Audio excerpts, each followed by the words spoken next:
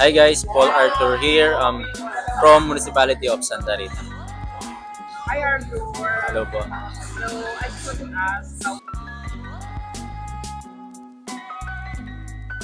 My preparation po siguro syempre physically, pumupunta po ako ng gym 4 times a week, tapos sa mga kinakain ko po, sa kunyari sa fried chicken, tinatanggal ko na yung balat. so by the way, how old are you? 22 po, 22, yeah.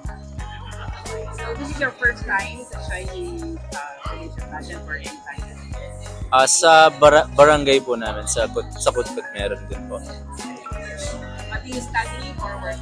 Studying po. Sa ano po, PSAU, ano na po ako, graduating, tapos kumuha po ako ng BS Entrepreneurship. Yes po. Kaya po nagtitinda kami ng pares. Kaya kung gusto nyo mamibisitahin sa may Buen Suceso, Arayat. Sa Buen Suceso, Arayat po. Sa may covered court. Nandun lang kami sa daan. Hanapin nyo lang ako doon. Naggugawa akong pares.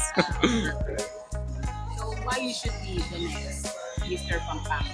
Lahat naman po kami deserving manalo. Pero ako po gagawin ko yung best ko na sa lahat ng ginagawa ko, gagawin ko yung best ko para then kahit anong maging resulta, win or lose, wala akong pagsisisi kasi nagawa ko yung best ko. Napakita ko kung sino ako. Kailangan.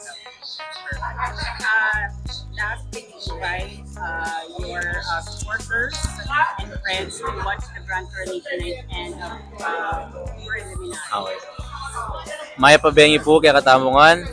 Yako po'y Paul Arthur. Supportan nyo ko po as represent kay Santa Rita. King kaim po prelims mi po king SM Pampanga on November 24. Tapos po yung final night me is December 5. See you guys. Alright, thank you so much. Thank you po. Arthur. Have a good day. Thank you.